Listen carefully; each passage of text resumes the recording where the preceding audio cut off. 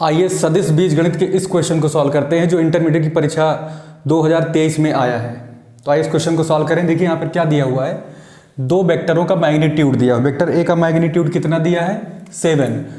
क्या दिया है वेक्टर ए का magnitude of vector A equal to 7 and दूसरा हमारे पास क्या है magnitude of vector B equal to 2। It is given, ठीक है, ये हमारे पास गिवन है, ये हमारे पास दिया है। और साथ साथ में एक और चीज़ दी है कि ए क्रॉस बी, इन दोनों का क्रॉस मल्टीप्लाई करने पर क्या है मेरे पास 2i + 3j + 6k, ठीक है।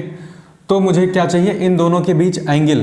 तो एक फार्मूला हम लोग को पता है कि साइन थीटा इक्वल टू क्या होता है, A cross B upon magnitude of A into magnitude of B, ठीक है। यस, अगर एंगल निकालना है तो क्रॉस मल्टीप्लाई, एक यहाँ पर एक यूनिट वेक्टर भी छूट जाता है यहाँ पे एन कैप, क्योंकि फार्मूला तो पता है ना हमको क्या होता है, A cross B equal to magnitude of A magnitude of B sine theta और एन कैप। तो समस्या यहाँ पर क्या है, जो हमारे पास ये ए क्रॉस बी आ रहा है, यहाँ से अगर हम साइन थीटा निकालेंगे और केवल ऐसे कर देंगे, ए क्रॉस बी निकाल के वैल्यू रख के इन दोनों की वैल्यू रख देंगे तो प्रॉब्लम आएगी, ठीक है। क्योंकि ये चीज़ जो हमको देगी आई जे के रूप में यहाँ पे देखिए, तो हमें करना क्या है, इसका हमें परिमाण निकालना, मैग्नीट्यूड निकालना, क्योंकि हमको एंगल अगर चाहिए तो वेक्टर में थोड़ी निकलेगा।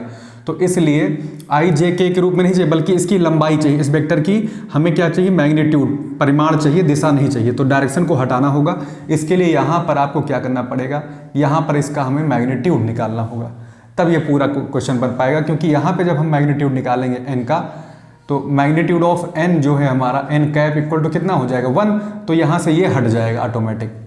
जैसे ही यहाँ हटा तुरंत यहाँ पे इसका मैग्नीट्यूड लगा। तो मेरे पास यही फार्मूला है, ठीक है। इसी सूत्र का हमको उपयोग करके इस क्वेश्चन को सॉल्व कर लेना है इजीली। तो याद रखिएगा, जब भी क्रॉस मल्टीप्लाई ऊपर दिया हो, जैसे इस क्वेश्चन में क्रॉस मल्टीप्लाई दिए हैं, तो इन दोनों से डिवाइड करते समय यह ध्यान रखना इसका भी हमें मैग्नीट्यूड निकालना है, तभी ये एंगल निकलेगा। तो एंगल आइए निकाल लेते हैं हम लोग इजीली। तो इसका हम पहले क्या करेंगे, मैग्नीट्यूड निकालेंगे ए क्रॉस बी का। तो हमारे पास क्या आएगा, अंडर रूट करके आई का कोफिशिएंट का स्क्वायर कर लेंगे, जे का भी ऐसे काम करेंगे, 3 का स्क्वायर हो जाएगा, 6 का स्क्वायर हो जाएगा, और फाइनली वी विल गेट कितना हो जाएगा 36, ये हो जाएगा 3 × 9 और 2 दूना 4। तो फाइनली कितना आ गया 36, 9 6 45, 45 4 49। इसका आंसर आया 7 भाई, 7 आ गया। अब हम लोग इसको फार्मूला को यूज कर लेते हैं, इसलिए ए व बी के बीच कोण, ए व वेक्टर बी के बीच कोण, angle between vector A and vector B क्या हो जाएगा।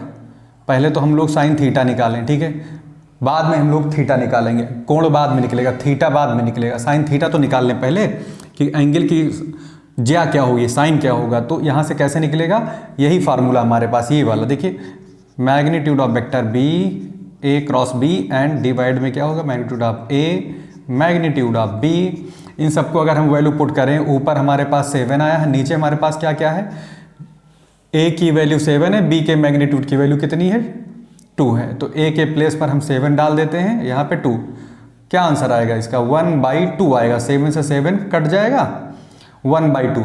और साइन थीटा में 1/2 किसकी वैल्यू होती है, साइन थीटा में 1/2 होती है 30 की वैल्यू, कितनी की वैल्यू 30 की, 30। तो साइन से साइन कंपेयर किया जाएगा, तो यहाँ हमारे पास कितना आएगा, थीटा की वैल्यू 30 डिग्री आएगी, ठीक है। कोण कितना आएगा, दो एंगलों के बीच, दो वेक्टरों के बीच एंगल कितना आया आंसर में हमको पता चल गया 30 आया। इसको हम लोग π/6 भी रेडियन में लिखते हैं, ठीक है। तो यहाँ पे चाहे आप 30 डिग्री लिख दीजिए, यही हमारा आंसर होगा। 30 अंश का कोण बनेगा दोनों वेक्टरों के बीच। दोनों वेक्टरों के बीच कितना एंगल आएगा, 30 डिग्री का एंगल आएगा। इस तरह से इस क्वेश्चन को हम लोग सॉल्व करेंगे।